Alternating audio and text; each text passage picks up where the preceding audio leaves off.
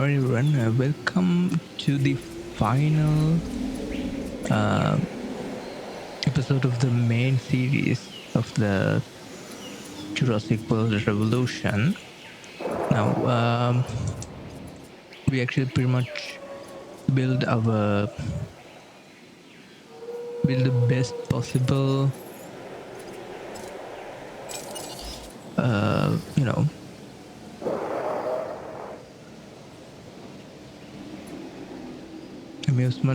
amusement park. I don't, dinosaur zoo, more like.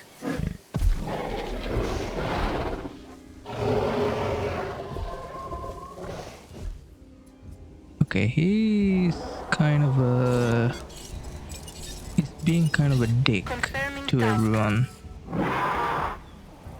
Okay, he's dead. Yep. And this guy's gonna be freaking out. No. Okay. Collecting asset.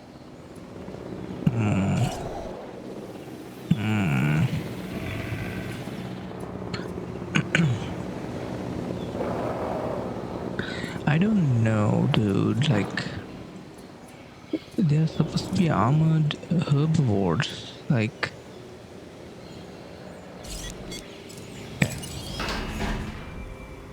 we welcoming our very first sauropelter.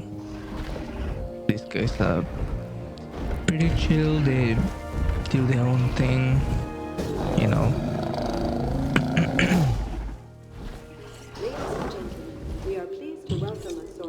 Okay, I like the pattern a lot too. Alright. Task received. Asset being Now, transported. I actually imposed a couple of challenges Adding to the list. for us to complete, which is getting this particular enclosure to, I don't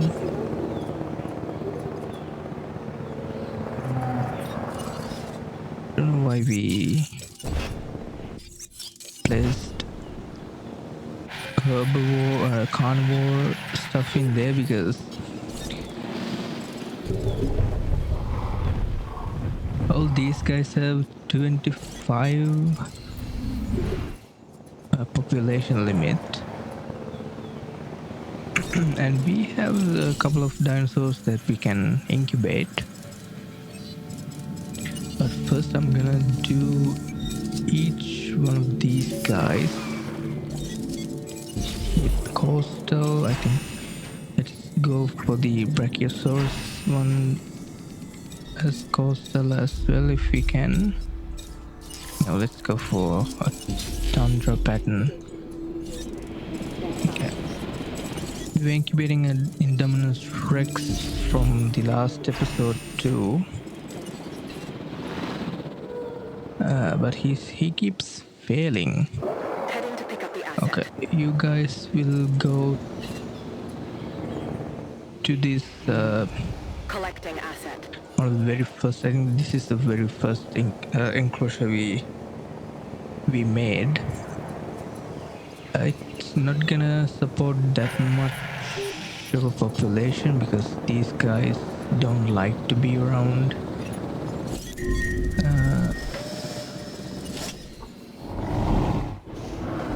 Okay, I don't think.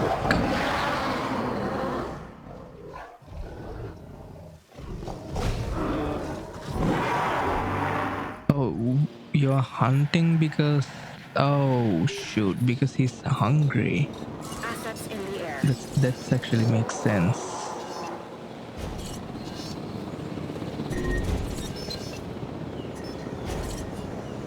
Okay.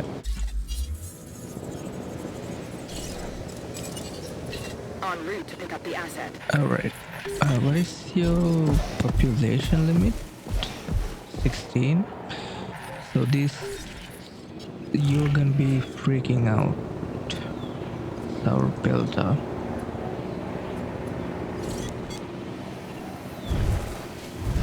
Oh, look at this pattern. Is this pattern jungle? This is kind of arid, yeah. I mean, not to say anything about the dinosaur itself, but that's pretty underwhelming. Okay, let's go and incubate a Sinoceratops.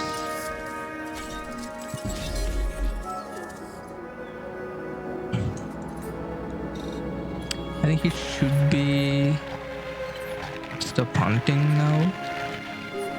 I hope. Alright.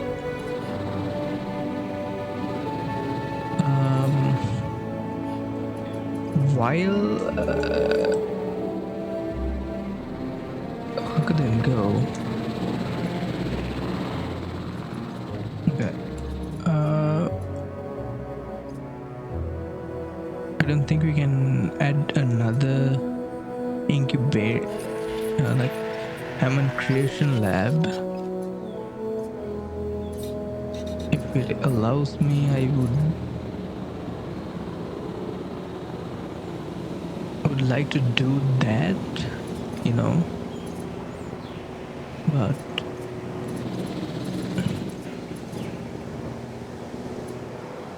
these guys are not pumping enough Asset transportation complete. animals for my liking.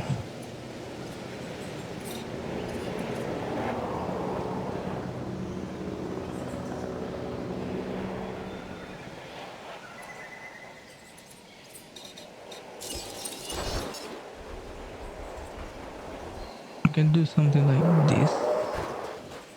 No, what are you thinking? It's obstructed, you idiot. Ugh, this game.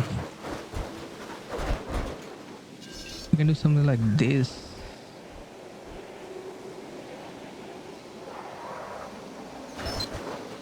But no.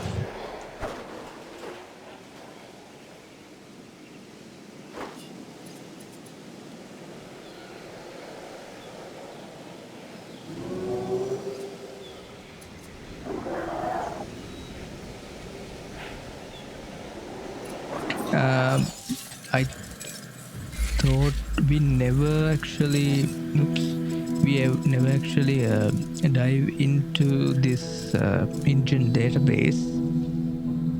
I would very much like to read things until our incubation continues, but while we are here, the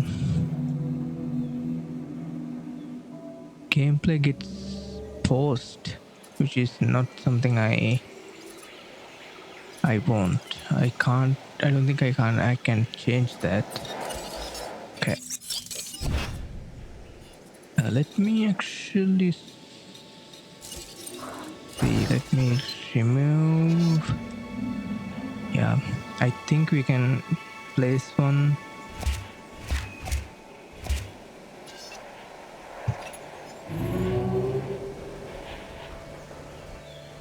So we can spam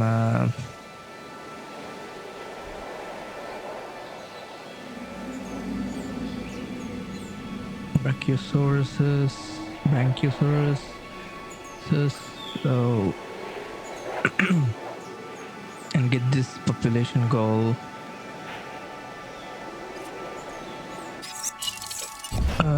Somewhat faster. Yeah. So this is gonna be something temporary.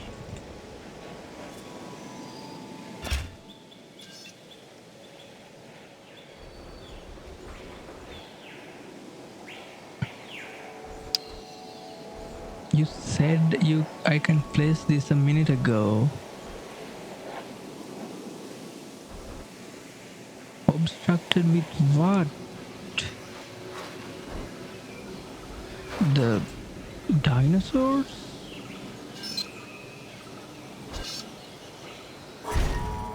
Okay. I know it's ugly, but it's just temporary thing. Okay.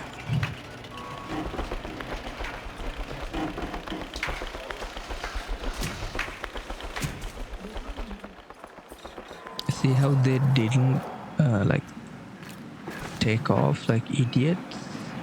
I just love them. Okay.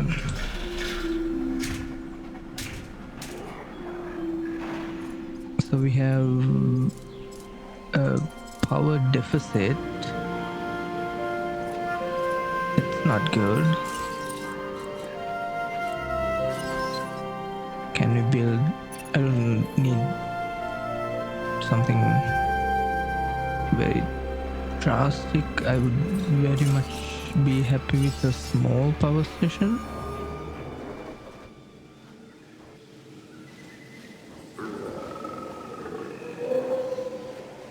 Oh.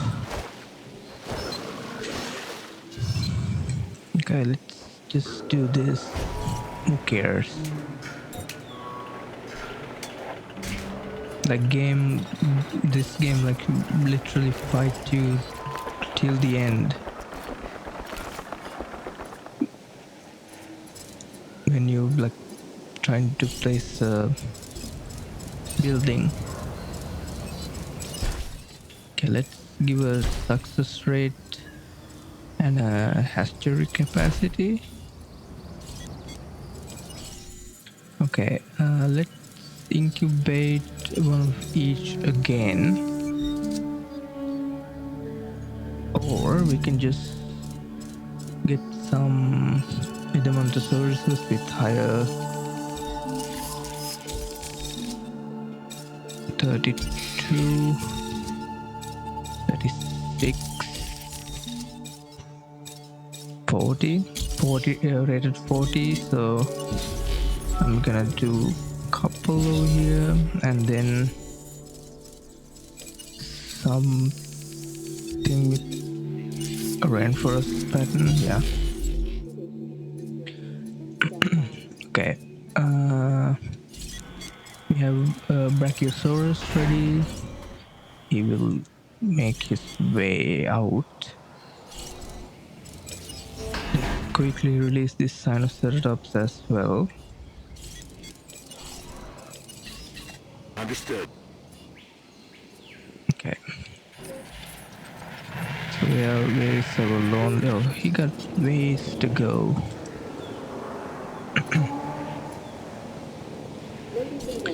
Okay, this Indominus Rex refused to be incubated.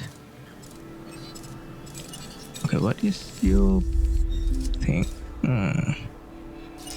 Let's do Savannah pattern. I see some red in there. Hopefully it can be more like reddish color because okay.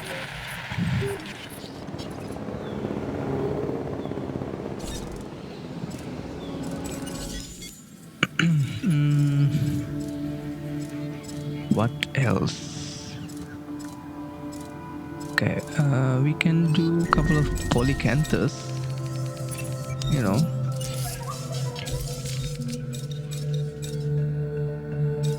127, 129,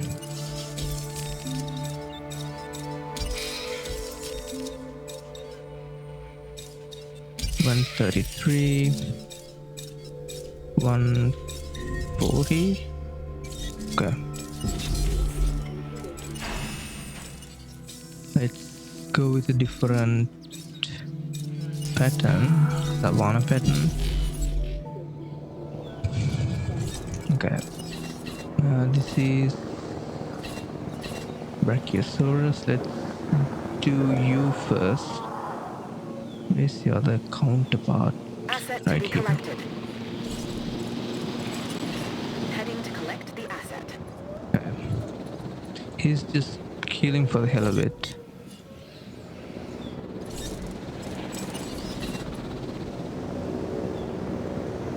Brachiosaurus over here.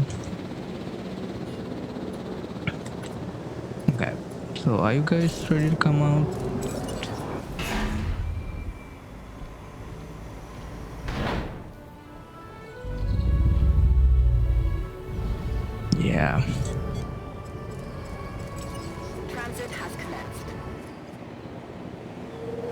Uh, so we have 5, 6 population.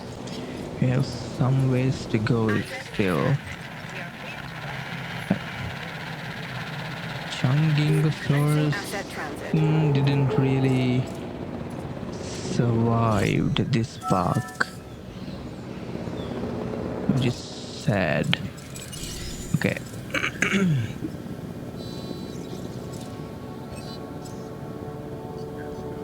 Hmm.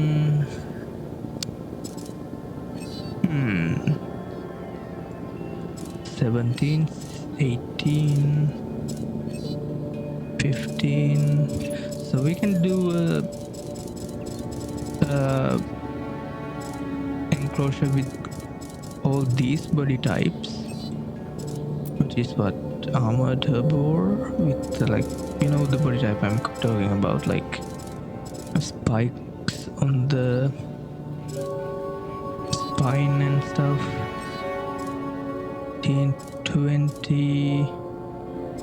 So we can, if we want to do, we can do a population of 15.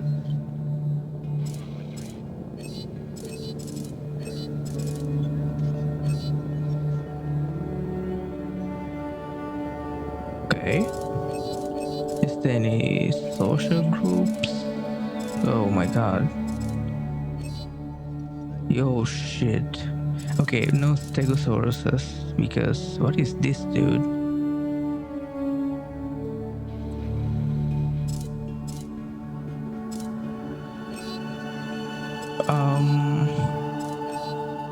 If we disregard stegosauruses, we can do 16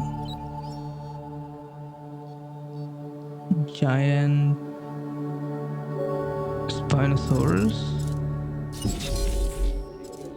Okay. What the hell happened?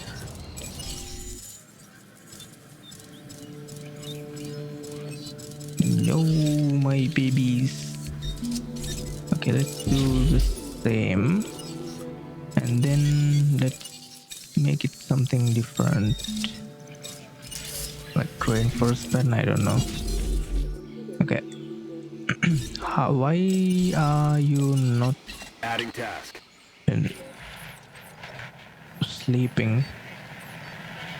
Okay. You should be fine, right? Yeah. Okay. I think we should move this one Confirming task.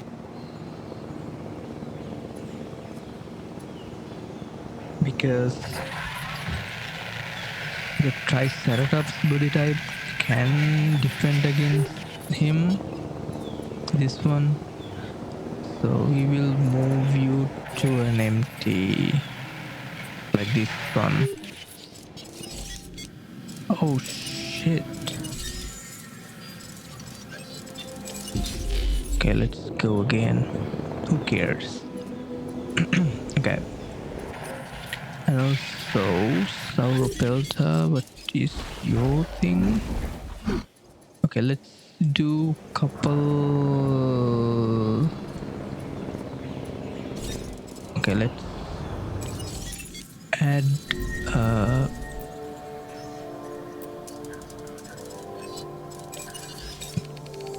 two more.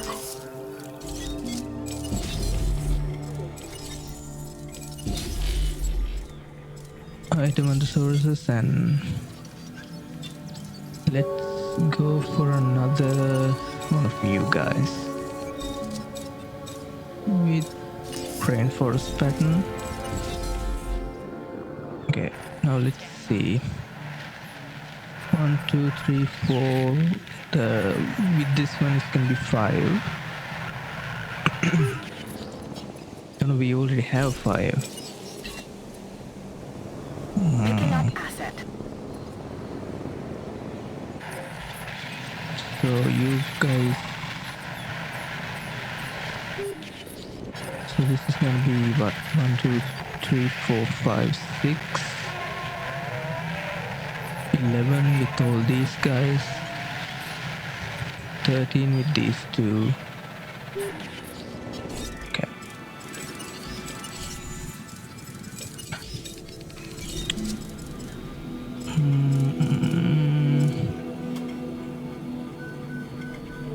Asset transportation in progress.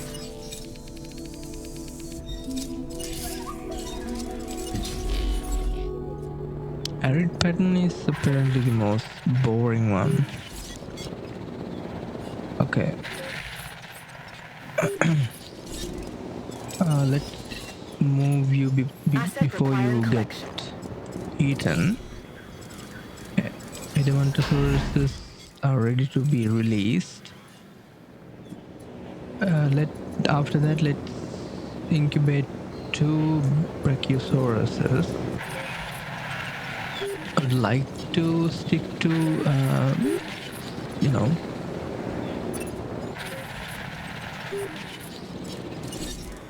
Ladies and gentlemen, we are pleased to welcome an okay. Edmontosaurus to the park. Let's try that again. Or do we? Yeah, let's go for brachiosauruses. Let's go for rainforest and what is the other one? Tundra, steppe, wetland. Let's go for wetland. Asset And we has been can delivered. go for another one. I don't think, let's go for another wetland. We may have to retry that a couple of times. Okay. Who else? Who else? Thick. Understood. Okay. Says. Okay, let's get this polycanthus.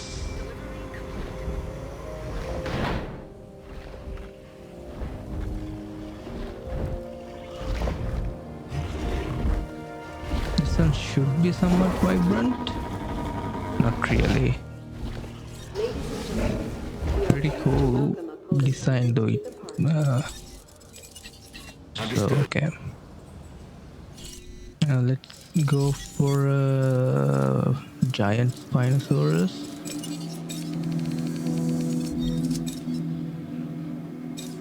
Let's go for another vivid pattern. Vivid pattern is always very fun. Okay, so these guys failed. I'm gonna do the same one. Okay, another one failed.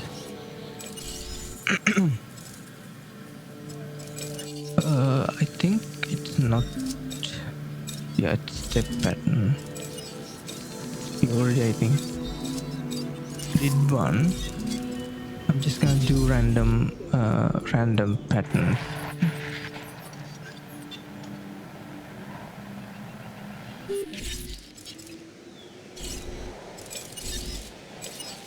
Adding to the list. Acknowledged. Okay, so he's gonna flip out. So what I'm going to do is I'm going to Adding to the list. send him to sleep.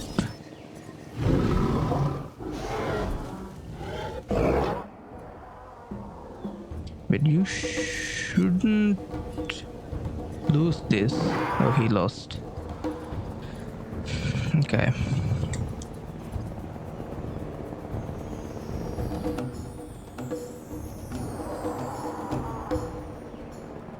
So he just kills everything.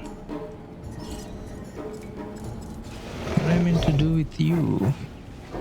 They normally solitary when hunt both large and small prey over wide territory. They will coexist with a good number of other dinosaur species.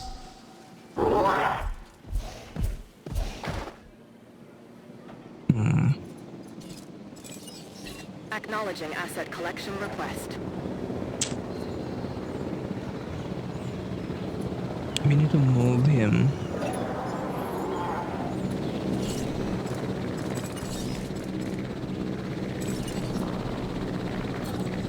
Acknowledged.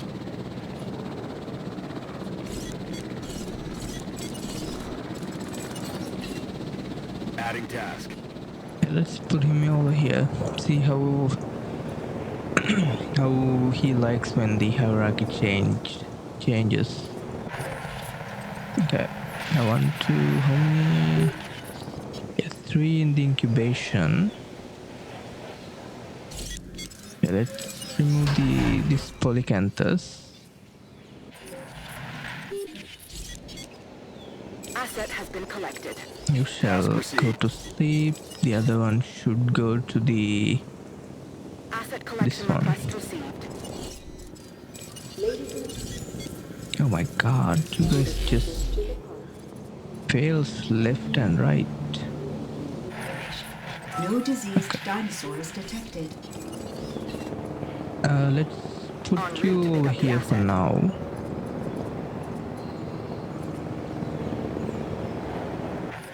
Okay, we can set the sandbox setting to no escapes, Asset transportation.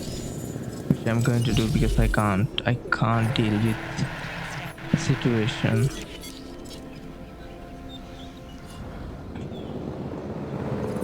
Okay.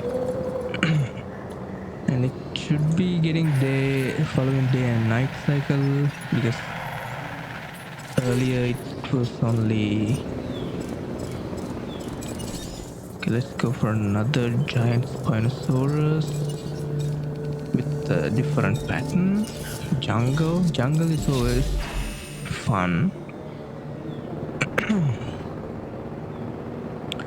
Okay, you guys should be fine. I'm just gonna release you two for now.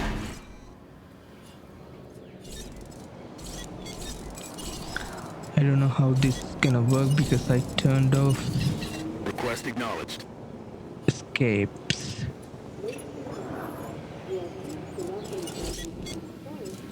Okay.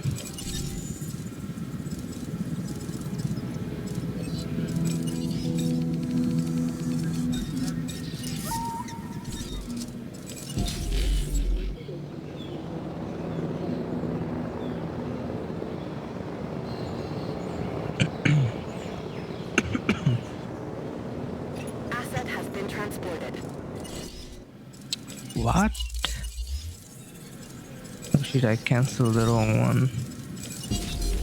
So whatever. Wetland, sure. I just want like different looking. What's the GGS? Oh, giant Spinosaurus. You shall go Asset to here. be collected. Delivery has been completed. Polycanthus, you shall go here. So Collecting this asset. one is complete, I think. These guys allows for a 6 population, but not these two. Where are they? Not these two. They don't want to deal with people, which is understandable. Okay, let's release you. I think we've seen this pattern before. This is my favorite entrance. Like, come on. Okay.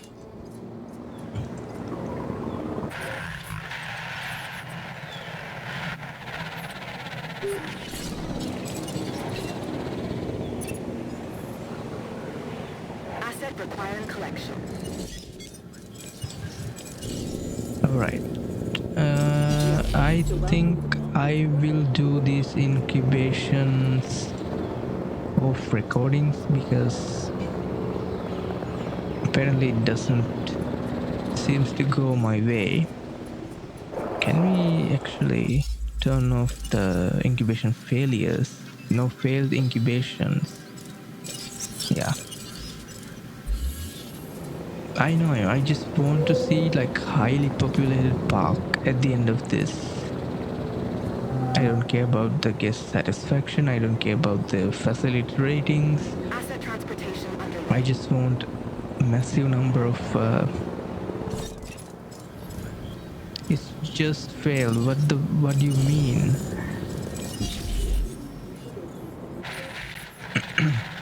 Okay. Alright, so I will do all the management part of recording and see you the final let you see the final product. But I want to definitely go into these because we never really went into any of them. Okay. So how do we want to do this?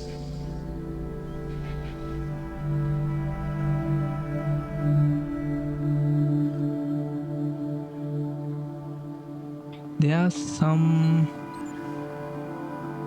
I think these counts as these numbers do count the DLC stuff, I think. So I don't currently have DLCs at the time of recording this series, but we'll see. Read about something a bit more different about locations.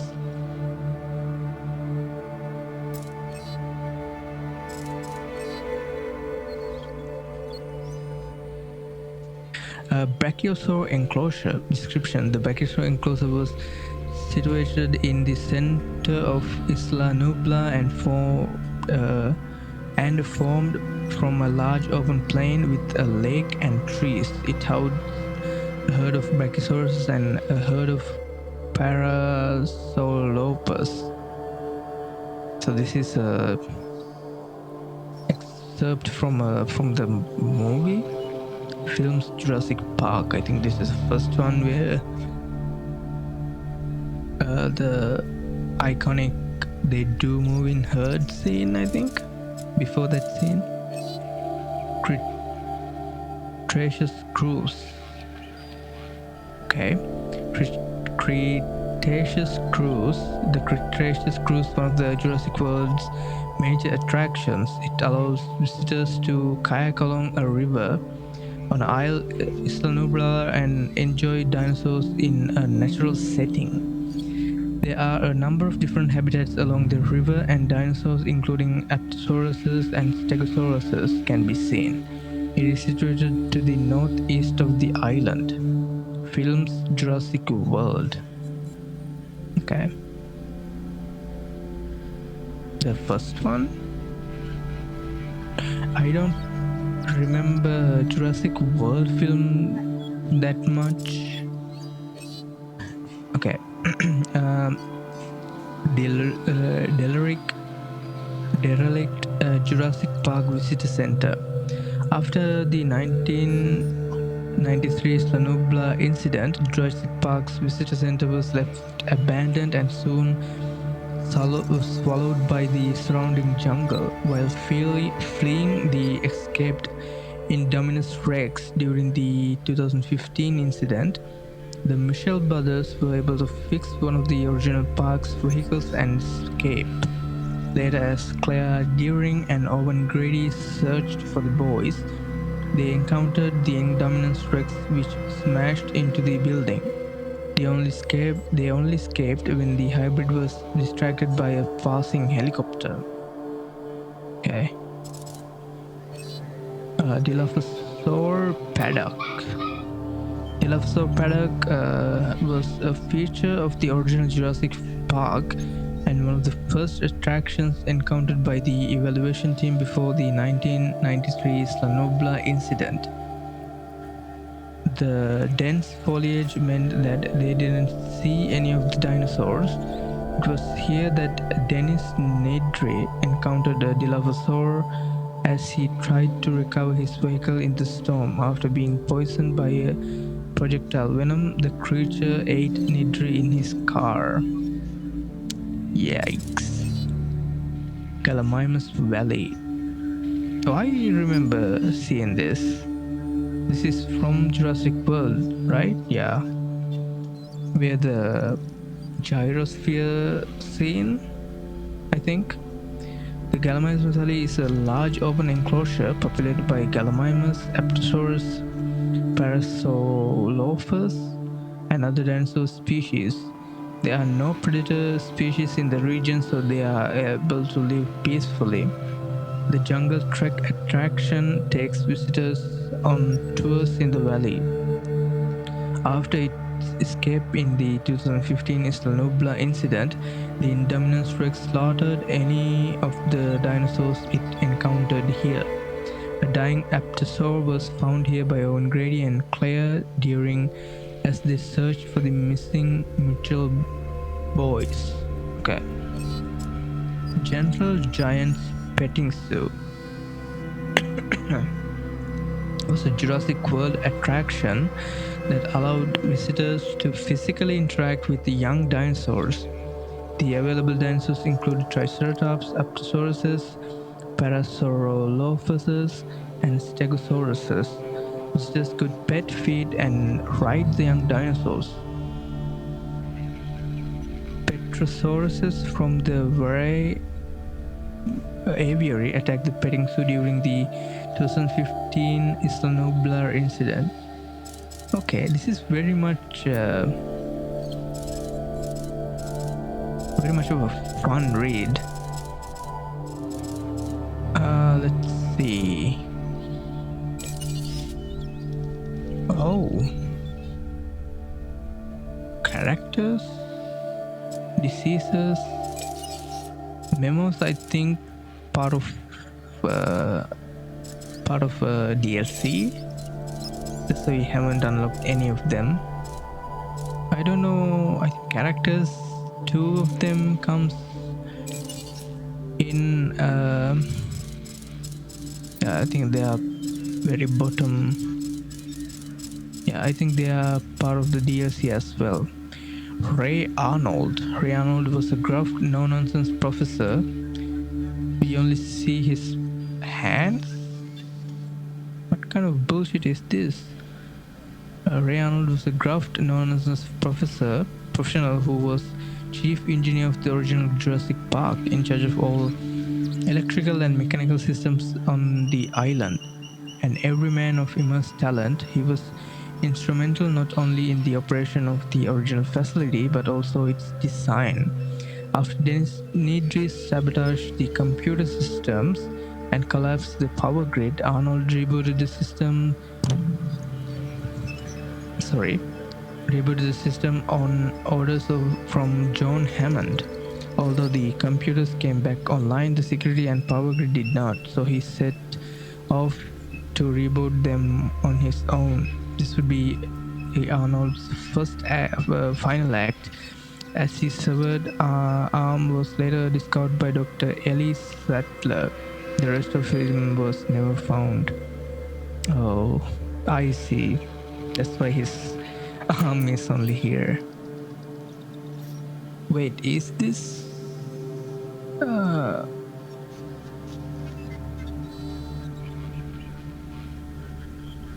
Wait, I'm blanking out. What? I can't believe I'm blanking out right now. Is this what's his name?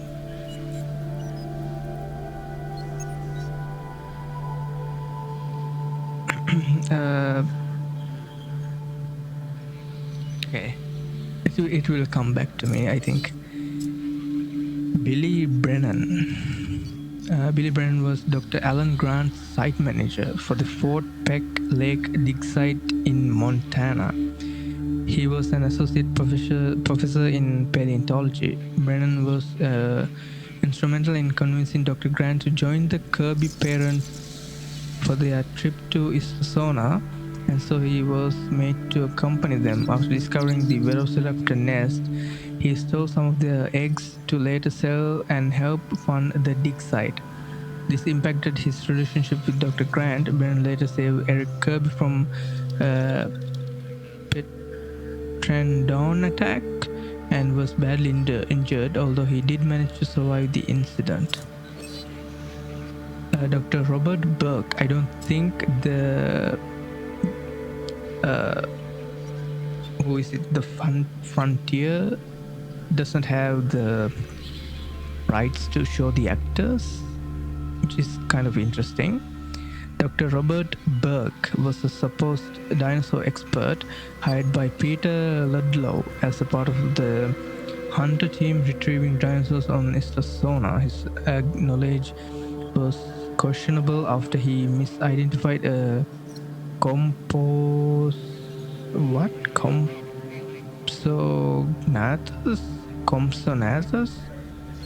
after the T-Rex assault on the hunters' camp. Burke fled with Nick Van Owen and others to a nearby waterfall. When a milk snake slithered onto his shirt, Burke panicked and put himself in range of the Tyrannosaurus, which promptly ate him. I think I remember how that's happening. A milk snake. Ugh.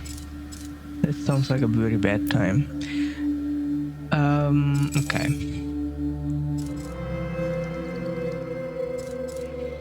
Okay. What about dinosaurs?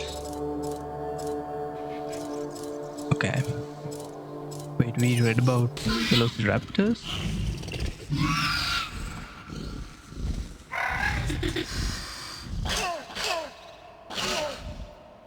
Oh.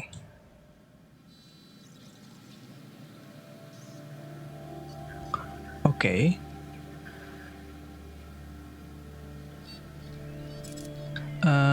Stats: era late Cretaceous.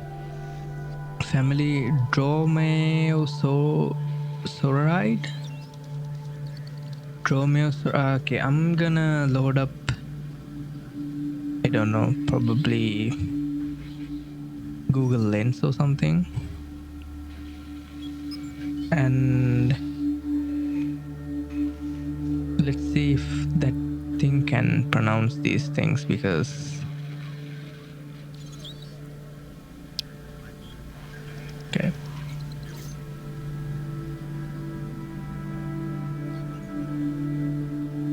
Let's see. Let me actually set it up real quick. Otherwise, I'm gonna butcher all these.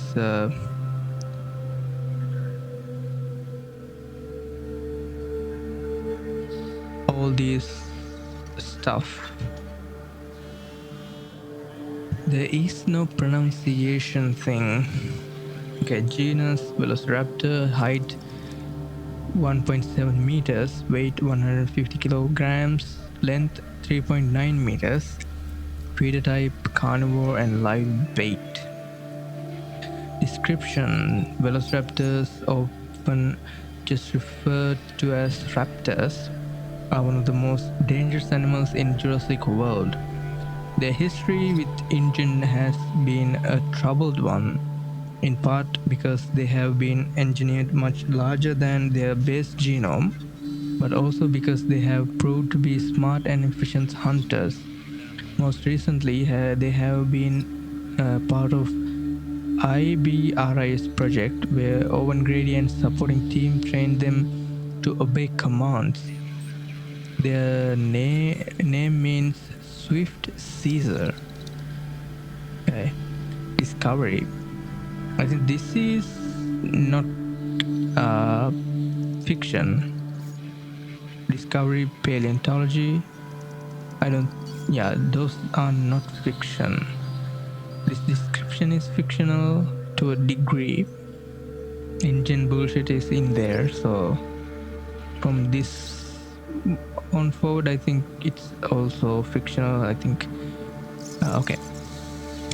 In 1923, an American Museum of Natural History expedition to the Gobi Desert discovered the first velociraptor fossil.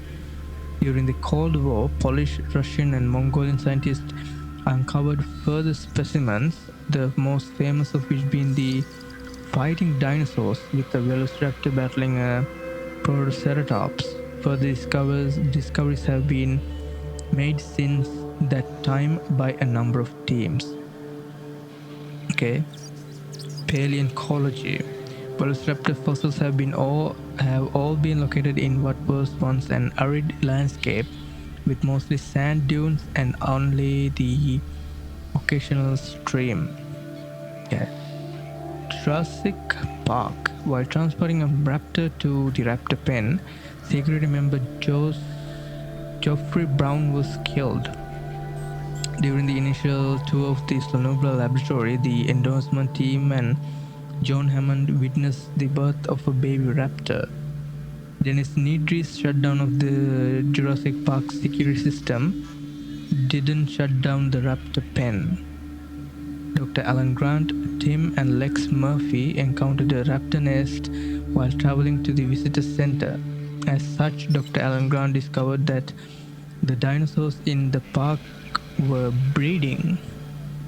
The raptors escaped their pen when the park's mainframe was reset by Ray Arnold. He was later killed by the creatures while trying to restore the power.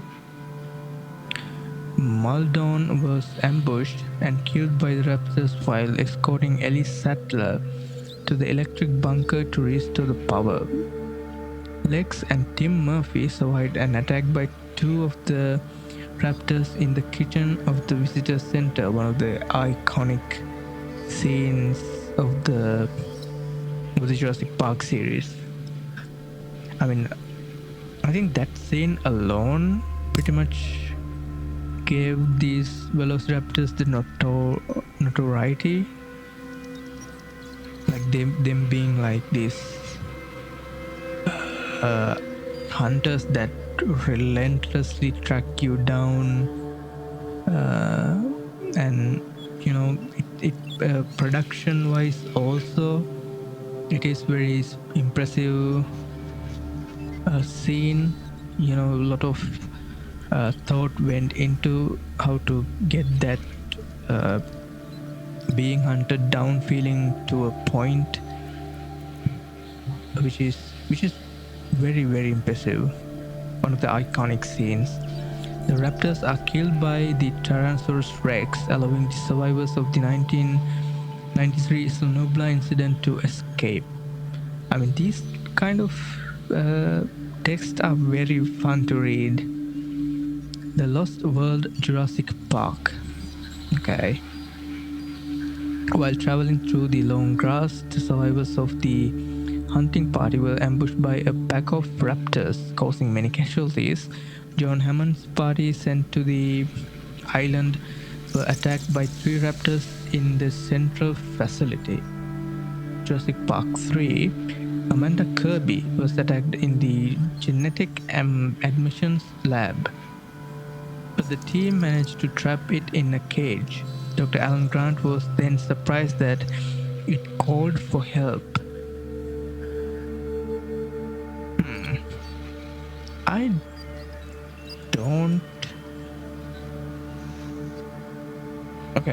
I don't exactly remember that scene.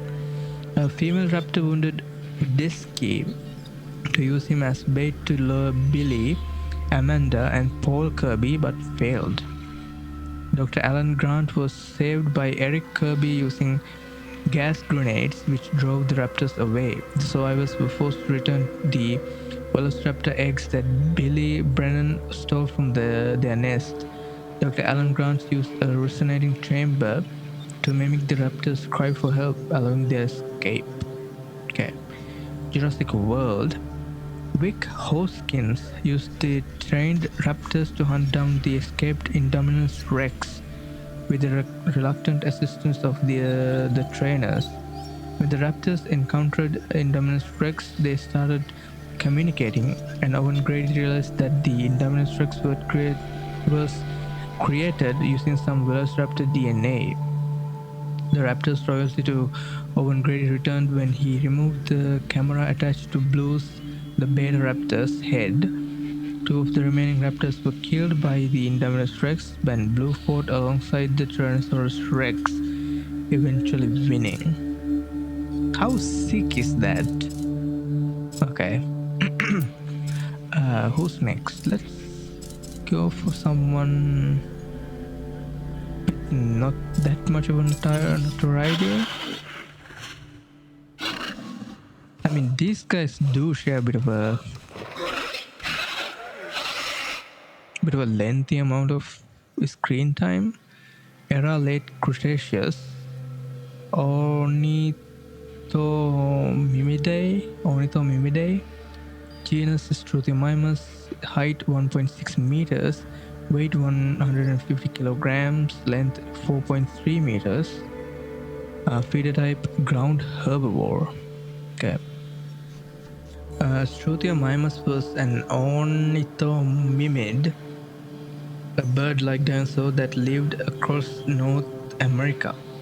Its name means ostrich mimic, from the long-developed hind legs and bipedal structure indicating a fast runner.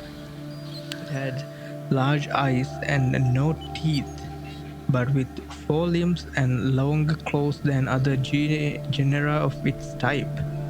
Large number of these dinosaurs lived across a vast range.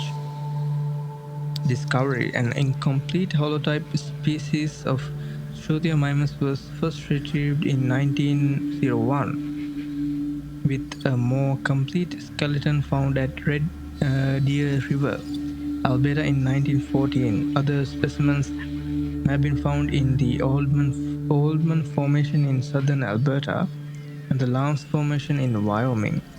Paleontology: sites where Struthiomimuses have been found shows a remarkable diversity in animal and plant life. There is evidence of freshwater animals indicating water bodies like rivers and lakes. I mean, they don't do anything in the movies, but they have featured, like in the very first couple of scenes. Okay, we'll read about this guy at the very last, and this one as the penultimate one. Okay, who I have never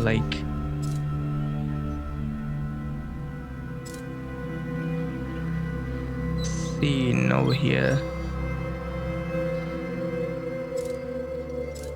Okay, yeah, the Mimus era, late Cretaceous. Family is Ornithomimidae, same as the Struthiomimus. Yeah, what's the difference with this one? Genus Calamimus, height 1.9 meters, weight 400 kilograms, length 4.3 meters, feeder type ground herbivore. Calamimus are an ostrich-like dinosaur known for their speed, which has been compared to that of a cheetah. Their name means chicken mimic. Oh, okay. They were one of the larger types of Ornithomimosaurus and most likely ate small creatures, eggs, and maybe some plants. The first Gallimimus fossil was discovered in a Polish Mongolian expedition in the Nimrud Formation in the Gobi Desert. Only one species of this genus has so far been discovered. Okay. Paleoecology. The Nimrud Formation reveals indication of water channels, mud flaps, and shallow lakes that would likely have supported a diverse ecology. Okay. Is there any more ostrich-like dinosaurs? I don't think so. Okay. Edmontosaurus, what your deal?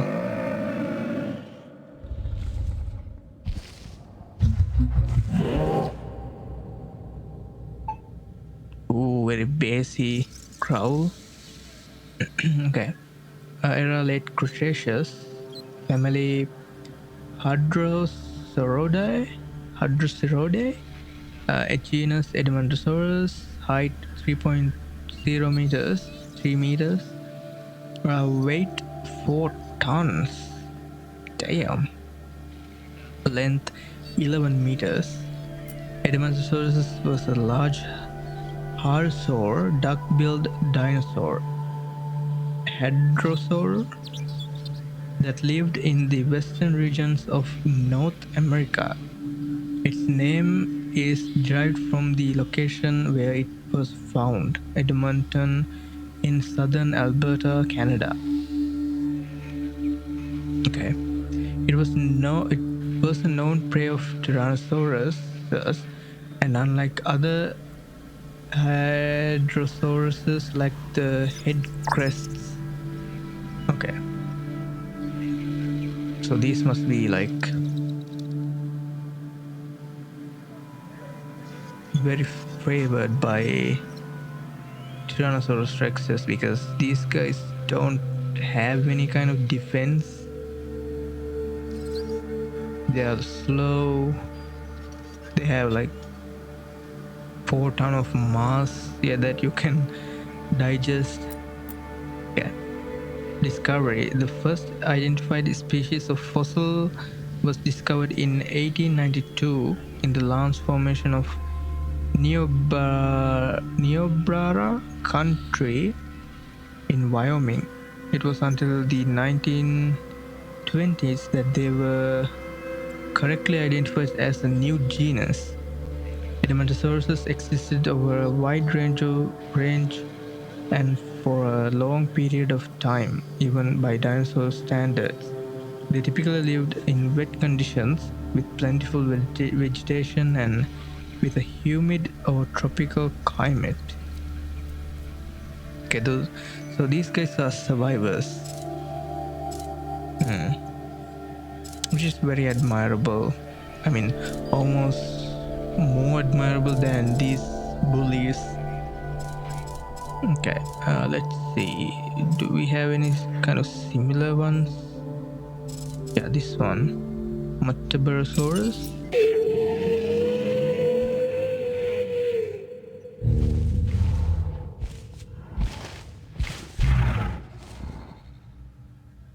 Okay. Early Cretaceous period, family Rhabdodont. I can't see that. I can't pronounce that. Genus Metabarosaurus. Height 2.6 meters. Weight 3.1 ton. Length 8.5 meters. Metabarosaurus was an ornithopod, bird-like dinosaur that once lived in Australia. Its name means Matabara lizard, after the location it was first discovered. It has shearing teeth, probably adapted for consuming tough plants like conifers and palms. The first fossil of Metabarosaurus was found in Matabara in Queensland, Australia in 1963. The holotype specimen was discovered later in the Mackunda Formation in New South Wales.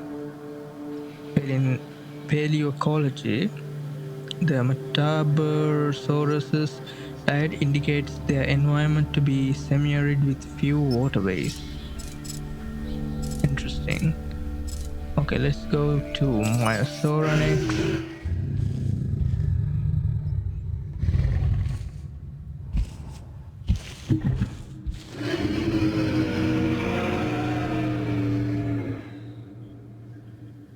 Okay. This is to me very surreal build. I mean, yeah. Era late Cretaceous. Genus Myosaura. Height 2.5 meters. Weight at 1 ton. Length 9.0 meters.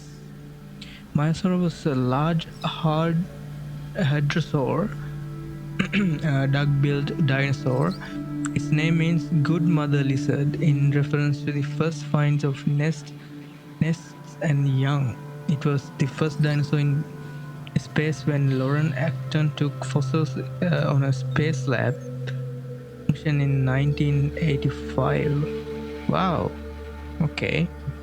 Their distinctive crest was likely used in headbutting contests. They could walk on 4 or 2 legs, and they most likely lived in vast herds. The first find for Maiasaura was a skull in 1979. Since then, other finds have been uncovered around Montana. These finds also provided the first proof that large dinosaurs raised and fed their young. The Two Medicine Formation was a semi-arid region with conifers, ferns, and horsetail plants. Okay. Is there a similar build? You're somewhat similar.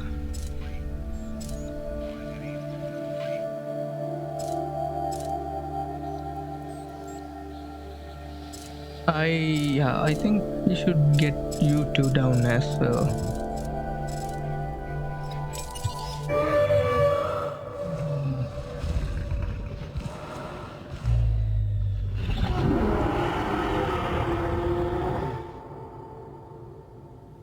Okay. Syntosaurus. Sorry. Syntosaurus, late Cretaceous period. Genus Syntosaurus, height 3.3 meters, weight 3 tons. Wow. Length 10 meters. Syntosaurus was a hardosaur, duck-billed dinosaur found in China. Its name means Quindao lizard. Like other hardosaurs, it walked on all fours but was also capable of locomotion on its rear legs alone. They probably lived in herds. Syntosaurus was first discovered at Hisqiu in eastern China in 1950. Other remains have been since extracted from Xinjiang Formation. The Xinjiang Formation was a dry environment, but one that supported a diverse range of wildlife. And then you.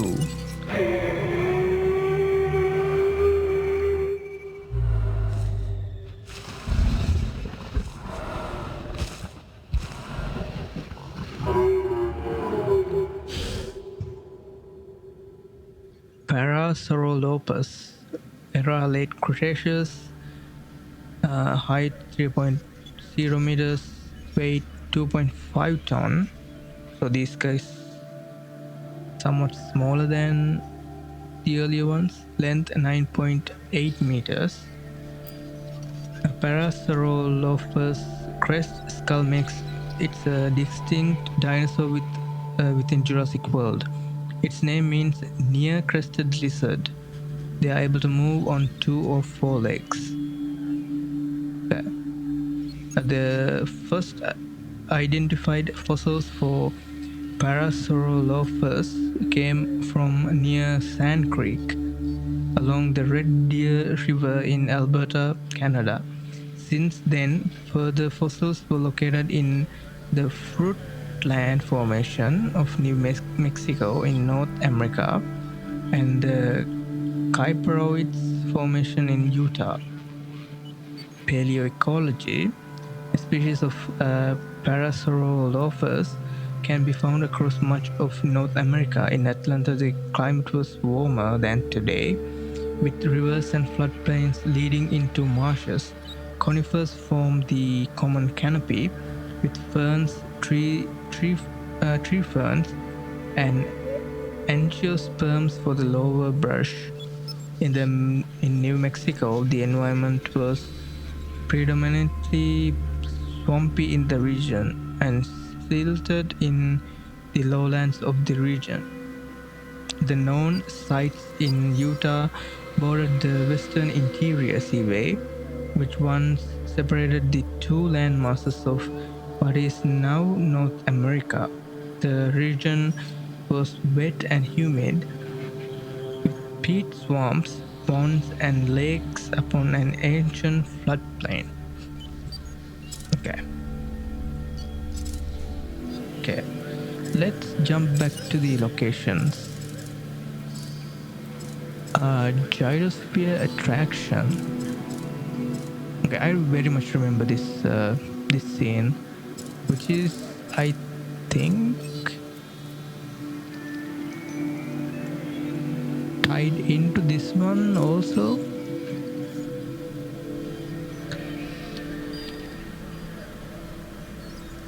I think this is where they like taking this gyrosphere for a spin. But in the wait. In this scene, I think they are gunning for their life from somewhere behind there. Same as these guys. Okay.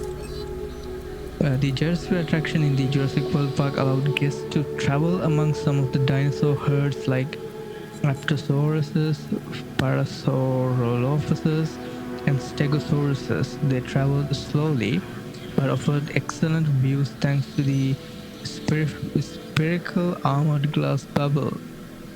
The funny thing is, what if you like run over a dung pile or something? What's gonna happen then? Okay, that is stupid. Okay. They traveled slowly but offered excellent views thanks to the spherical armored glass bubble.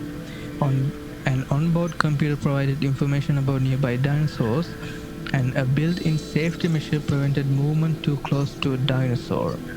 In the 2015 Sonobla incident, Zach and Gray Mitchell took their gyrosphere off the main track to encounter a group of an Ankylosaurus moments before they were attacked by the Indominus Rex. After defeating the armored dinosaur, the hybrid attacked the gyrosphere, but the boys were able to escape. Yeah, I remember that. Hammond Creation Lab. The Hammond Creation Lab was the facility that engineered the dinosaur attractions for the Jurassic World, although T-Rex was the exception as she was cloned by InGen for the original Jurassic Park. Visitors could watch the different stages of the process. In extraction, DNA is retrieved from mosquitoes fossiled in amber. Sequencing then analyzes the DNA and assembles genome. Then any gaps in the code are filled using DNA of modern animals. We pretty much did that, you know. Assembly then places the genomes into artificial host eggs. Then the hatchery incubates the eggs and uses techniques to accelerate their growth. After hatching, the nursery then cares for the dinosaurs until they are mature enough to become attractions, which is, I don't know, that is the best intention for the animals, but the science behind it pretty cool. InGen Harvester Encampment. The InGen Harvester Encampment formed the base camp for the capture operations on Isla Sona. The team was led by Peter Ludlow and experienced hunters Roland Tembo and Dieter Stark. Their intentions was to capture the specimens that survived the abandonment of Site B, where the dinosaurs were raised before being transferred to Jurassic Park to populate the planned Jurassic Park San Diego. The efforts were sabotaged by Nick Van Owen and Dr. Sarah Harding, who been sent by John Hammond to research the dinosaurs at the facility, allowing many of the dinosaurs to escape. Films The Lost World. Indominus Rex Paddock. The 2015 Sonobla incident was caused by the genetically modified hybrid, the Indominus Rex, escaping from its enclosure. The walls had recently been built higher after instruction from ACU, Asset Containment Unit, to improve the safety of the new attraction. The Indominus Rex tricked its keepers by scratching the walls and hiding from the thermal cameras to make them believe that it has scaled the walls and escaped. When Grady entered the enclosure with Nick, the enclosure supervisor, and another worker named Elias. The hybrid attacked them and killed Elias. Simon Masani ordered the door closed to prevent the hybrid's escape, but it smashed through while chasing Owen Grady. Okay. Innovation Center. The Innovation Center is a focal point of Jurassic World's main street. The statue of John Hammond stands outside the building, and it contains a number of smaller facilities, including the Hammond Creation Lab, holoscapes, and eating area. After killing Vic Hosking, Delta, one of the Raptor pack, chased Grady during and the two boys through the Innovation Center, but she was distracted by one of the exhibits of holographic dinosaurs. Islamatan is the northernmost island in the Five Deaths Las Cinco Muertes island chain. No known InGen operations occurred on any of these islands other than Isla Sonar. It is known for its steep mountain ranges and lush tropical forests. The weather is calmer here compared to the other islands. Okay, I like Isla Matanciros. Now, Isla Muerta. Oh, Isla Muerta sits between Isla Matanciros and Isla Sonar in the Muertes archipelago. No known InGen operations were conducted here. Its names mean Death Island. That is very given. This is a deeply forested island with attractive coastal regions. It is famous for the violence of its weather. Isla Nublar. Isla Nublar was the site of original Jurassic Park and the restaurant 1993 Isla Nublar incident, as well as Jurassic World theme park and the following 2015 Isla Nublar incident. Its name means clouded island. The island is remote, being 120 miles off the west coast of Costa Rica. Its surface area is 22 square miles. The many mountain ridges create a variety of ecological niches featured in both Jurassic Park and Jurassic World. Isla Nublar Laboratory. The Isla Nublar Laboratory was located in the visitor center, and dinosaurs were bioengineered and hatched there. The lab was divided into two sections. The genetics lab was a clean room with all the required equipment needed for preparing embryos for implantation in eggs, usually ostrich or emu eggs. The separate chamber was used for storing prepared embryos. A tour ride from the visitor center had a view of the lab as it passed by. Next to the genetics lab was the hatchery. Here fertilized eggs were fertilized eggs were cared for by automated systems to keep them in good shape. During the endorsement team's tour, they met Dr. Henry Wu and witnessed the birth of a velociraptor. Isla Pena, but a piece of shit island. Isla Pena is the smallest of the Five Deaths and positioned farthest to the east of the archipelago.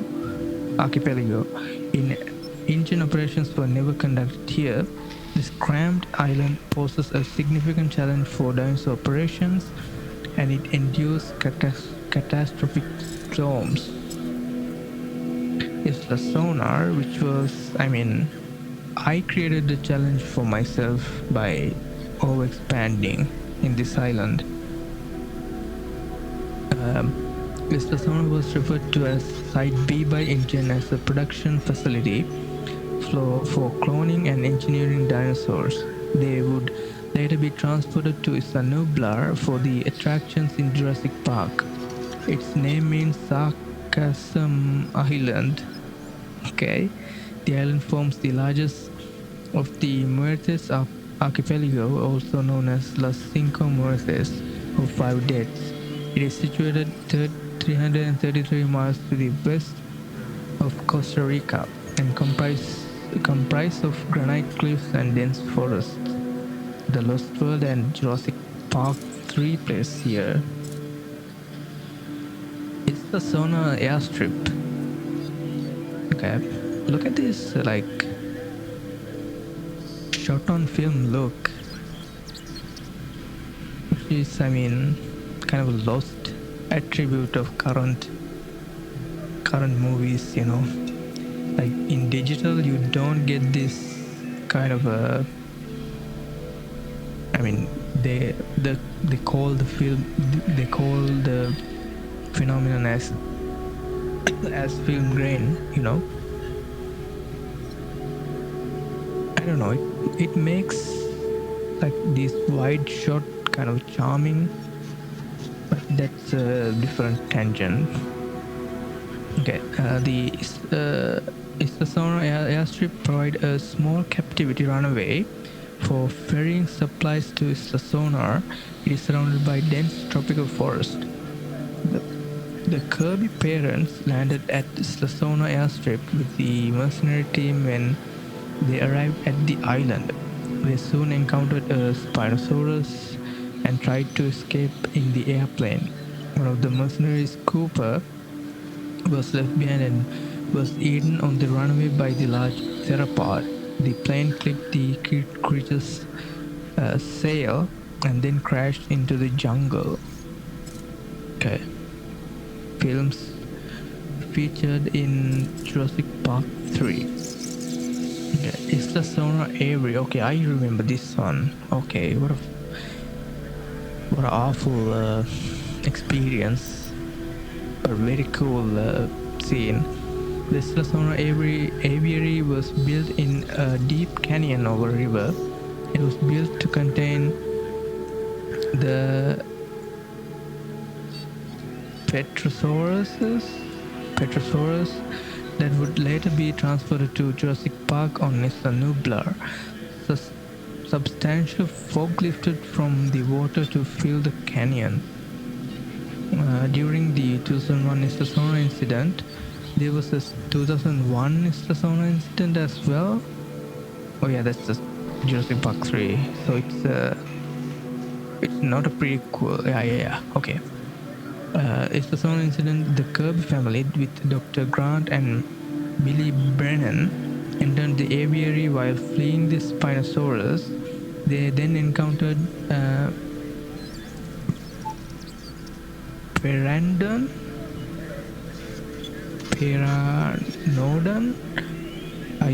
in the upper levels, and Eric Kirby was snatched and taken to the creature's nest to feed its young. The boy was rescued by Brennan after he paraglided to the nest. Istacano is the second smallest island in the Cinco Muertes archipelago. It lies between Istasona and Isla Pena. There was an attempt to start up operation here before. This island is infamous for its rugged terrain that makes construction near impossible in many regions. Thankfully, its weather is calmer than some of other islands. Okay. Let's jump back to archives. Oh my god. Look how many content there is. Okay. We should have like went through this like gracefully, but I didn't thought that this much of content was presented here. Okay. Eddie Carr was the equipment specialist for the team assigned by John Hammond to document the dinosaurs on Isla Sona in 1997. He provided technical support for the expedition. Carr had a strained relationship with Dr. Ian Malcolm because of the scientist's disregard for technology. However, then, when Dr. Malcolm, Dr. Harding, and Nick Van Owen were trapped in the trailer by two Tyrannosauruses, Carr attached a winch cable from his vehicle to the trailer to prevent it falling off the cliff. Unfortunately, the Tyrannosaurus spotted him, attacked his vehicle, and killed him. Iris Carroll. Iris Carroll was a long-serving member of the Lockwood estate. Her work there included being a nanny for Maisie Lockwood. What? Although she considered herself a member of staff, her length of service meant that she was regarded more as a member of the family. Despite Maisie's sometimes mischievous behavior hiding in this estate, Iris maintains an efficient household. What the fuck? What? Who the fuck is... Okay, is this Jurassic World stuff? Okay. Isaac Clement. From the time he was a young boy, Isaac, an only child, always had an interest in mechanical toys, miniatures, robotics, trains, remote-controlled vehicles, and so on. Basically, anything that moved. His father was an aerospace mechanic, and encouraged this in young Isaac.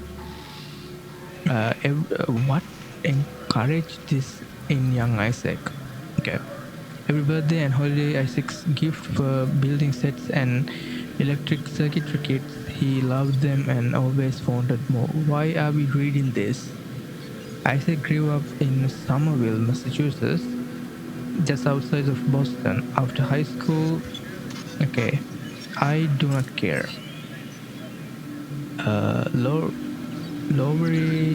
Lowry Cruthers? Lowry Cruthers worked in the control room for Jurassic World and was present during the 2015 incident. He had a lifelong passion for dinosaurs and interest in the original park. He even wore a Jurassic Park t-shirt into work, which Claire Deering found to be in poor taste. Okay, fuck you, Claire. Who cares? The team were evacuated during the incident, but Lowry elected to remain in the control room. As his colleague Vivian Krill left, he made to kiss her, but rebuffed. Excuse me? During the final showdown with the Indominus Rex, he was instructed by Deering to open the Tyrannosaurus paddock so she could lure the T-Rex to fight the Indominus Rex. Claire Deering. Okay. She played I think she's the main character in Jurassic World, surpassing Owen Grady, park operation manager for Jurassic World and author of the Deering Doctrine for the ethical paleo-curation of dinosaurs. Claire is famous for her actions during the Sonobra incident. Together with Owen Grady, Claire would help rescue many of the tourists stranded on the island, therefore barely escaping herself with Grady and her two nephews.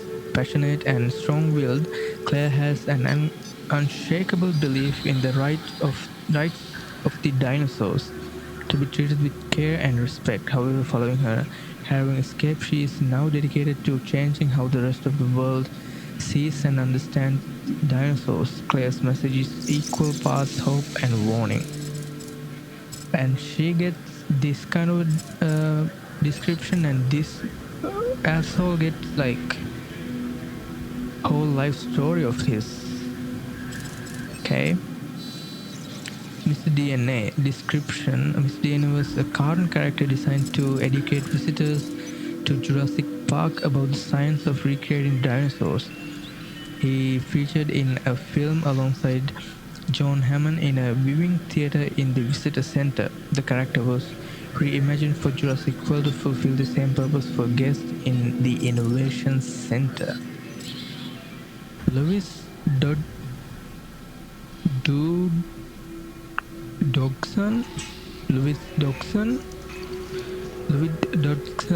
was Dennis Nedry's contact for selling these dinosaurs' embryos. He gave Nedry half of the agreed some $750,000, with the rest to be paid on completion. Transport the embryos. Dodgson provided Nedry with a refrigerator device within a can of shaving cream. Yeah. Dr. Kaja Dua. Dr. Dua is the current lead scientist and geneticist for the Jurassic World Park. She is blunt and direct, as well as being absolutely dedicated to her work and research. Following her time at Berkeley and MIT, where she would obtain doctorates in archaeology and biology, she was scouted by the Hammond Foundation. At first reluctant to join in paleo research, Dr. Dua quickly realized that it was one of the brave new frontiers of science, and she wanted to be at the forefront of it. Dr. Dua enjoys the spotlight and is always looking for ways her science division can receive the recognition she believes it deserves. She is also a natural when it comes to understanding complex tasks and deconstructing the process by which they operate. This has allowed Dr. Dua to reverse engineer dinosaurs that many thought were forever lost to history. Okay. Why does he get this much attention? One of the most annoying division heads throughout the game as well. I don't know. Gunnar Eversole was engaged by Eli Mills to supervise the operations at the Lockwood estate. After the rescue mission to Isla Nubra was completed, he is a sharp operator with considerable skills in auctioneering. Cabot Finch is a man obsessed with success, the chief of public relations. He wants to see the Jurassic World Park become the premier tourist destination in the world.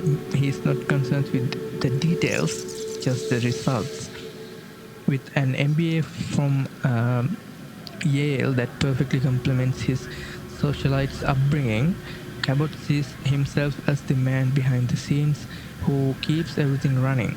The hidden hand of power. His job can be complicated by anomalous events within the facilities, otherwise known as guest facilities. Cabot uses every ounce of his talent to minimize the damage and financial payouts. Both deceptive and insightful, Cabot is able to see the truth of a given situation, but may keep that information to himself if he sees a way that he can profit off it. He is a corporate climber, willing to take credit for things he doesn't deserve when things go well, and shamelessly shift the blame for his failures when they don't. Okay. Donald Grenaro was a lawyer representing the investors of... Okay, I remember this. This restroom, the unfortunate restroom. Donald Grenaro was a lawyer representing the investors of Jurassic Park and joined the assessment team in 1993. Until he saw the dinosaurs, he warned John Hammond that in all likelihood, the park would be shut down. His opinion changed after witnessing the Brachiosaur and Parasaurolophus herds, so much so that Gennaro expected they could charge whatever they wanted for the park entrance. During the tour of the park, he sat with Lex and Tim Murphy. When the storm struck, they started to return to the visitor center, but were stranded beside the Tyrannosaur paddock, with Dennis Nedry cut the power.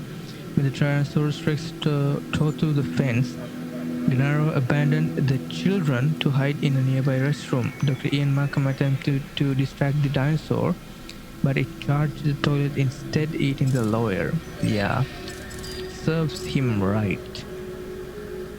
A former Navy SEAL, Owen Grady was recruited to be a member of the security division of the Jurassic World Isla Nublar Park, where his primary task was to research the behaviors of velociraptors. Eventually, though, through training and imprinting, he would come to be identified by a pack of velociraptors as the alpha, or leader. Grady has an easygoing personality, and although he can appear to never take things too seriously, when called upon, he rises to the occasion. In his mind, there is a fine line between fearless and recklessness, and he doesn't really see that the difference matters much when actions must be taken. During this Lenobla incident, Grady, alongside with Claire Deering, was able to help rescue many of the tourists, then face off against the Indominus Rex, utilizing his pack of raptors as allies. Grady's favorite raptor, Blue, would ultimately survive the encounter. This event led Grady to develop the Grady Protocols, a set of procedures and guidelines for understanding the instinctive behaviors of dinosaurs. Yeah. One of my favorite characters, Dr. Alan Grant. Dr. Alan Grant was a world-renowned paleontologist who wrote I think he's the main character, but he is like Dr. Alan Grant is perfect point where character not being boring but being serious.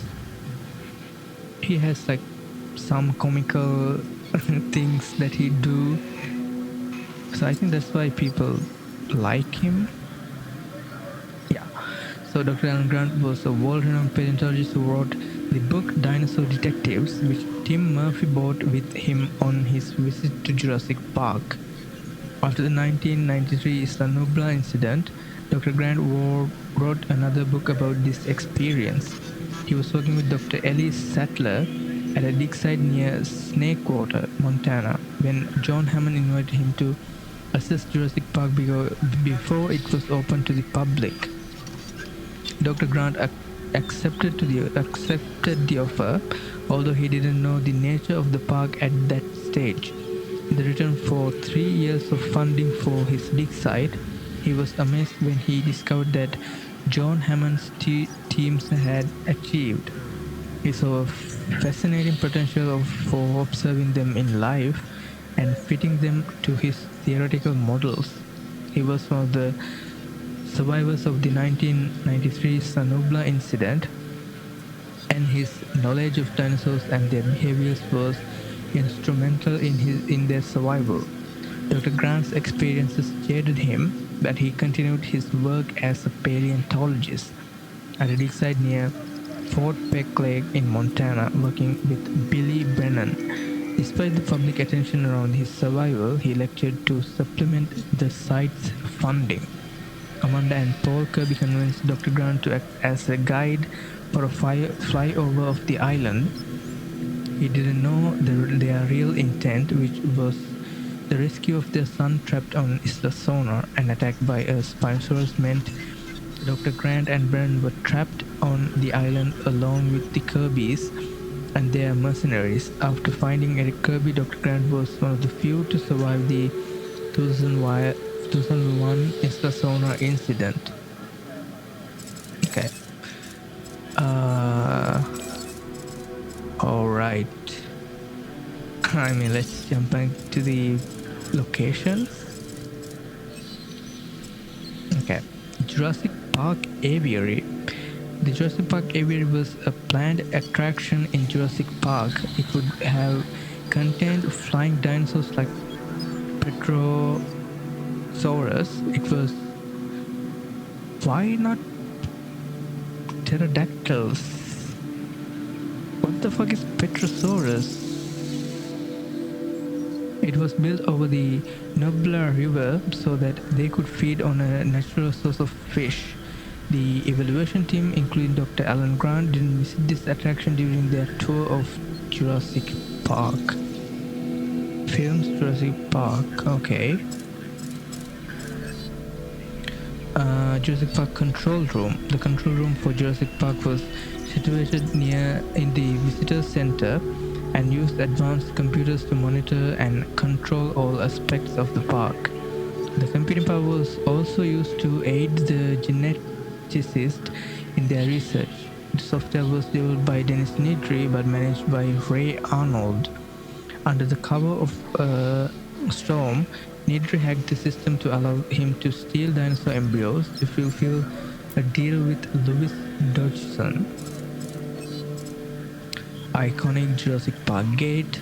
The Jurassic Park Gate was a huge entrance for the park. Dr. Ian Malcolm commented on their size, wondering what have they got in there? King Kong?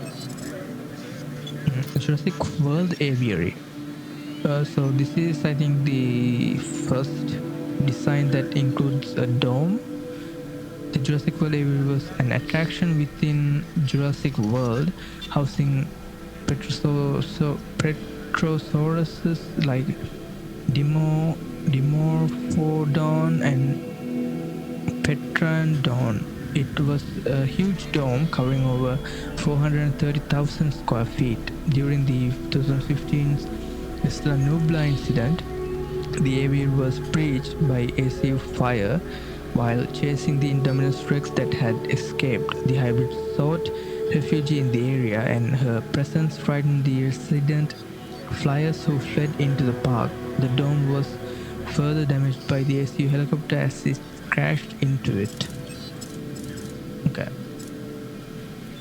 Jurassic World Control Center. The control center conducted operations for all of Jurassic World systems. It was highly advanced system compared to the original Jurassic Park, and also required a lot more staff. Two of the key staff members were Laurie Curtis and Vivian Krell. It also contained the operation center from which the entire park was monitored and controlled. It was a key location during 2015 Isla Nubla incident, and during the later part of the crisis was commandeered by Vic Hoskins under the auspices of InGen security divisions. Jurassic World Gate, not that iconic compared to the Jurassic Park one. It's basically like role playing as the old one. Okay, the monorail passes through the Jurassic World main gate. As it enters the park, the gate is refurbished from the original park's gate, although it has been altered to use the new park's name. Main Street in Jurassic World connects the Innovation Center to the Mosasaurus Lagoon.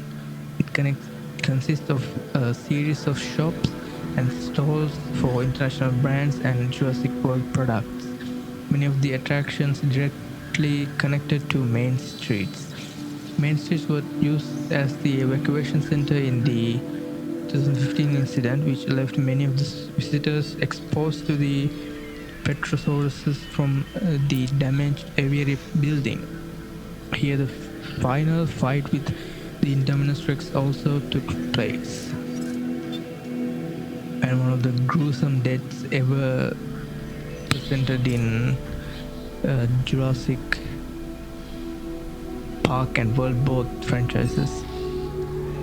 Okay, the monorail is the principal method for visitor transportation in Jurassic World. The first journey is from the port through the massive gate and then to Main Street. The track also connects all of the major attractions, including the Gyrosphere ride, Ceratosaurus cruise, and the hotel complex. Mosasaurus feeding show.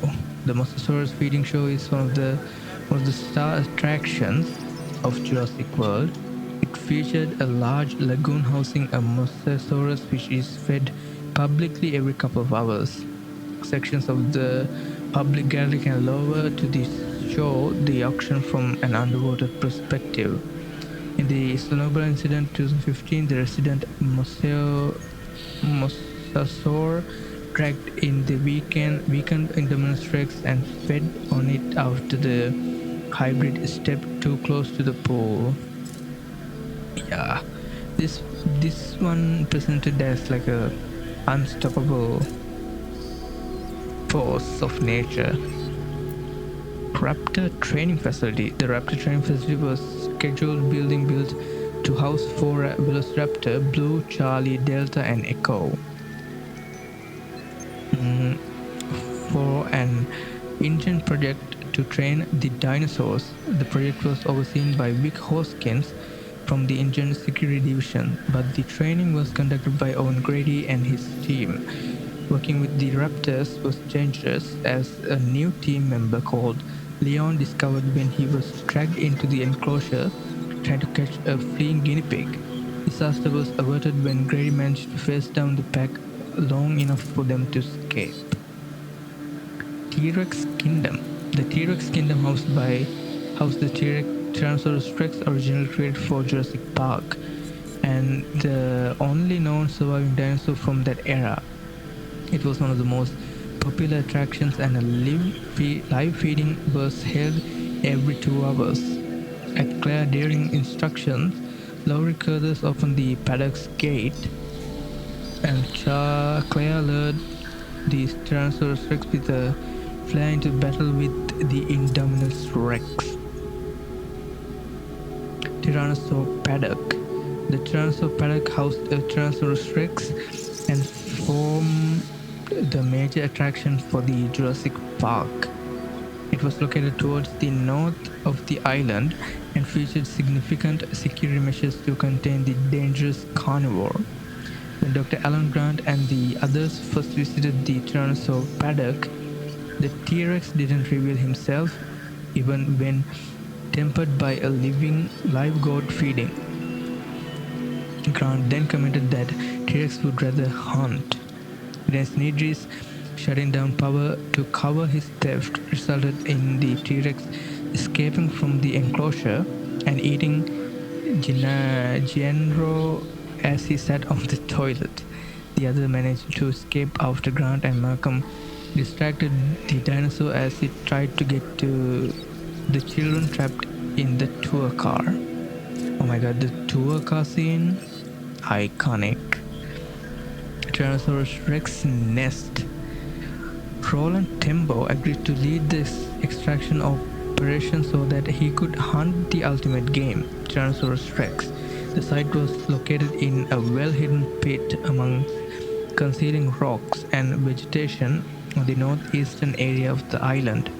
An infant Tyrannosaurus Rex was found at the site. Both parents kept near the nest, indicating that Dr. Sarah Harding's suggestion that they were caring for their young was correct. The Lost World. Visitor Center. The Visitor Center was the hub for guest activity in Jurassic Park. It also acted as the nerve center for operations. In the park, the guest park featured replica dinosaurs, murals, and gift shops. The genetics lab was situated here and visited by Dr. Alan Grant and the other members of the evaluation team. It also had an emergency bunker in the basement. Considerable damage was suffered by the building during the 1993 incident when the T-Rex battled the raptor pack in the main hall. Alright, that's all the locations. Okay.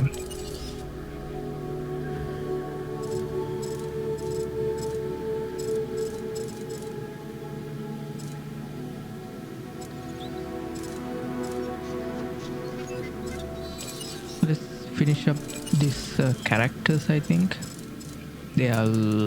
Look how many there are. Katashi Hamda. Katashi Hamda was a team leader for InGen's Asset Containment Unit (ACU) and led the team sent to recover the Indominus Rex after its escape. They tracked the hybrid's transponder and discovered that the Indominus had crawled it out, allowing it to ambush the team. Okay. Having been instructed to use non-lethal weapon to subdue the beast, Hamda's team was woefully unprepared for the battle and were quickly killed. John Hammond. John Hammond was the creator of Jurassic Park. His company InGen developed techniques for bringing dinosaurs back to life by extracting dinosaur DNA from prehistoric insects trapped in amber.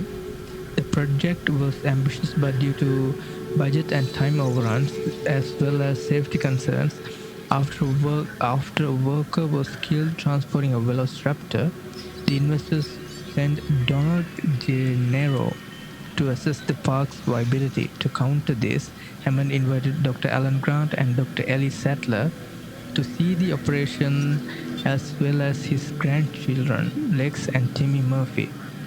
After the initial wonder at at what Hammond had achieved,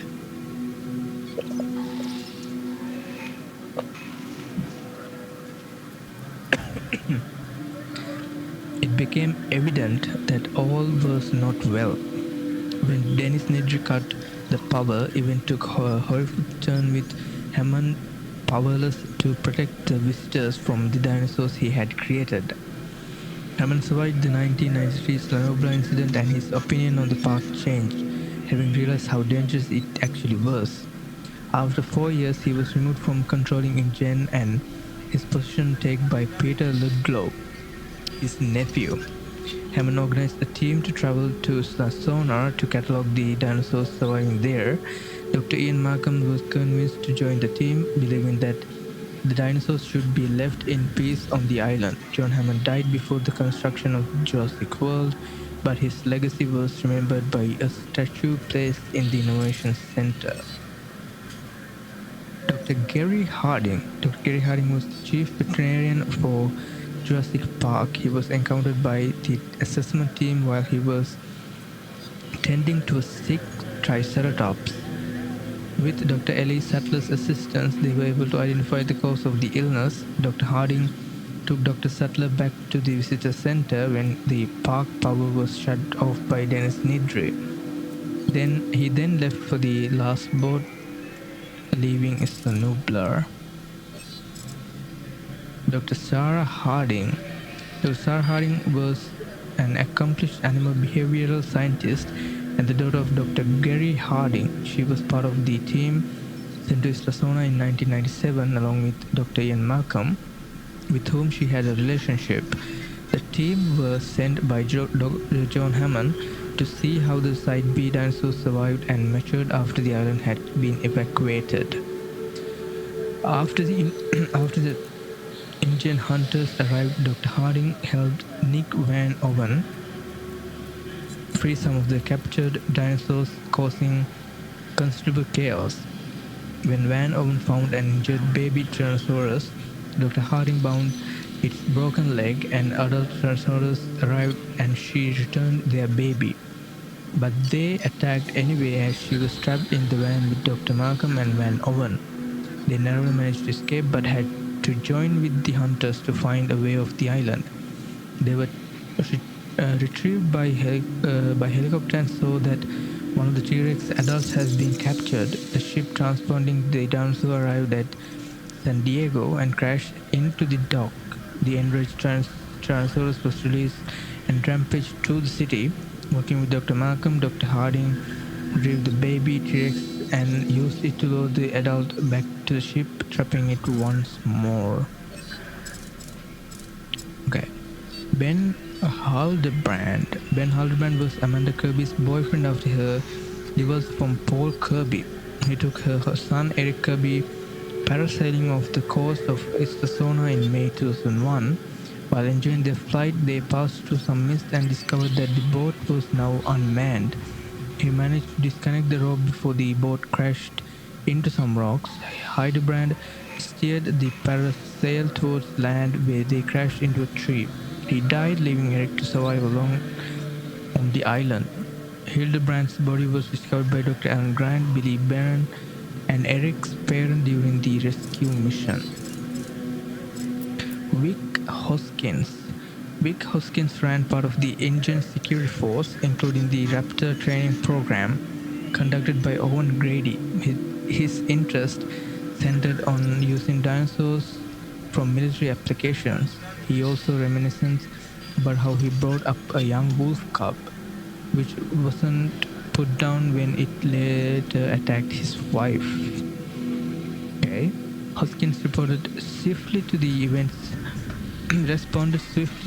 in the 2015 incident. When Simon Massani died, he seized control of the operations and forced a field test with Grady's Raptor Pack to help his security team locate the escaped Indominus Rex. However, the inclusion of Velociraptor DNA in the Indominus Rex enabled it to communicate with the raptors and make them turn on the security team, with only a few survivors. With the collapse of his plan, Hoskins ordered all the genetics research be preserved and relocated with plans to re-establish the program elsewhere. Delta from the Raptor Pack killed Hoskins after he tried to emulate control in the same way that Grady had. Alright.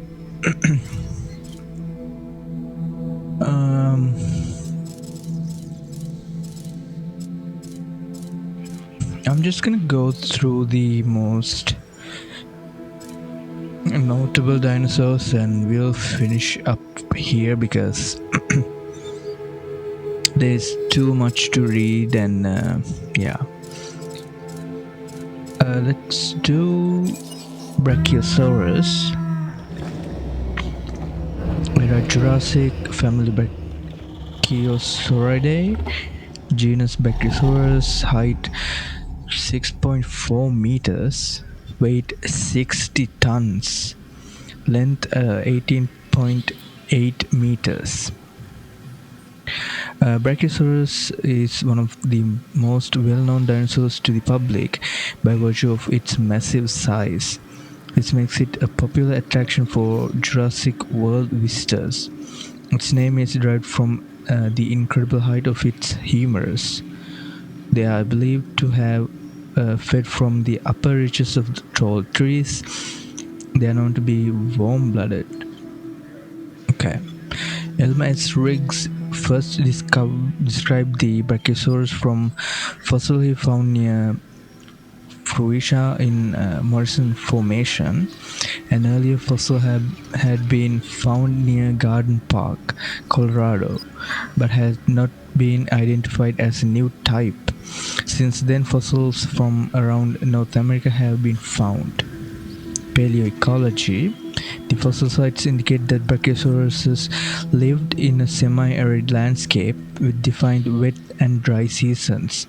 There were floodplains, gallery forests, and fern savannas with Araucaria trees. Okay. What about him?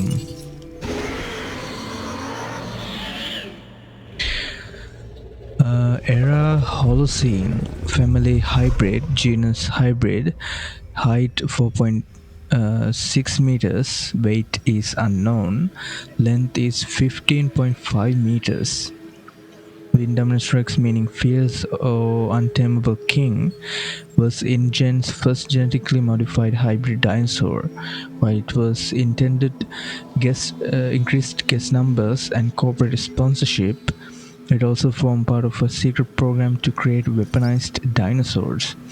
The events in the 2015 Isla Nubra incident proved to be disastrous for the park, with many guest casualties, as well as dinosaur losses and escapes as a result. Dr. Henry Wu created the Indominus Rex using DNA from a number of dinosaur species.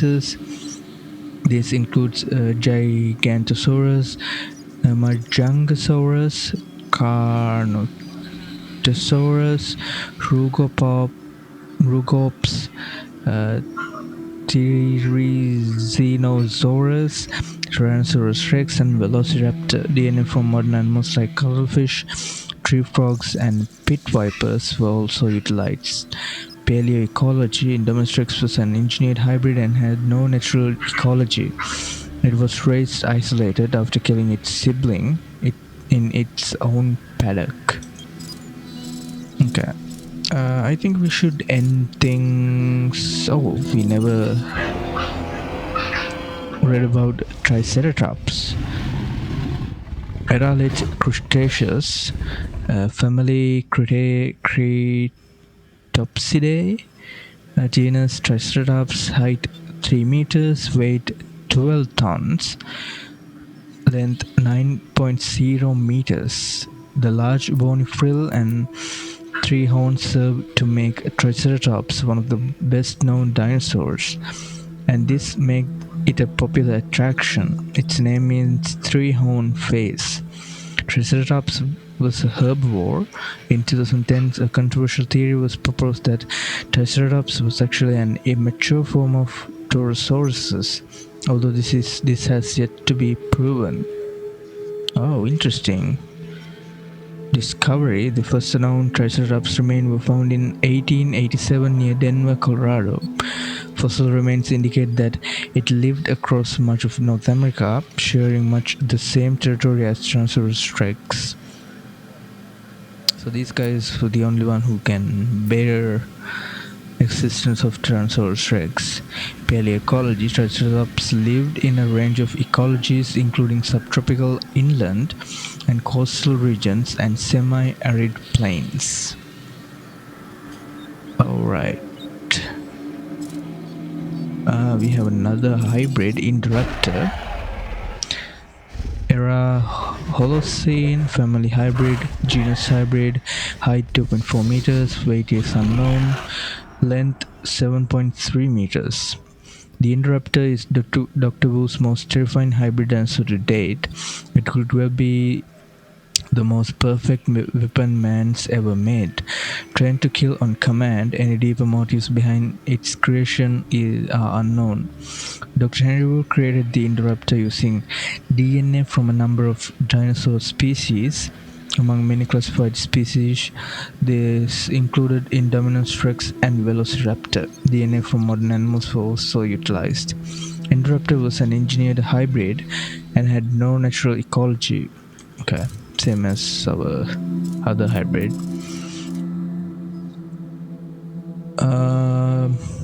Sure, let's go with Tyrannosaurus rex. Era late Cretaceous, genus Tyrannosaurus, height 4.7 meters, weight 18 ton, length 13.5 meters. Tyrannosaurus rex is probably the most familiar dinosaur in history. Its name means Tyrant Lizard King, and to many it represents the ultimate predator. This magnificent animal has long been at the heart of dinosaur attractions. This bipedal carnivore is known for its massive head, with what is theorized as one of the strongest bites to have ever existed on land. Tyrannosaurus rex fossils have been found across the ones in island continent of La Media, now Western North America. Teeth were the first fossil find in 1874 near Golden in Colorado. The largest skeleton find so far was by Sue Hendrickson at the Hell Creek Formation in South Dakota. Paleoecology. Tyrannosaurus rex range across a number of different ecosystems. These vary between inland and coastal subtropical regions and semi-arid plains. To the north, it is considered the dominant predator, but to the south, Allosaurus dominated. Okay. Yeah, I think that's some highlights from InGen database. It is so vast. I couldn't fit all the entries within that database, which is kind of impressive. Yeah, so I Asset transported. think I'm gonna conclude this episode as well as the main series of Jurassic World Revolutions. Yeah, I meant to fill everything, but yeah, it's gonna be quite taxing. But look how many enclosures we managed to get, and how many dinosaurs we get to incubate. We might see the whole library of dinosaurs available to us, especially this one, which is I think the point of it being an abomination, because it do work in four legs, but it could go bipedal. But I think that's one of the design choices to make it more abominable, like, so yeah, I think I will come back to the DLCs with a separate series. So yeah, be sure to keep the radar on for those. And I think that's about it. And I hope you enjoyed, and I'll see you in the very new series within the channel. So I just wanna take a bit of time to. Okay, we have a bit of a disaster. Yeah, they are just fighting. I just want to take a bit of time to tell you that I very much appreciate the support this series has been gotten, and yeah, I hope you'll be there to future series, and you enjoyed the journey throughout many episodes. So yeah, thanks for watching, and I'll see you in the next one.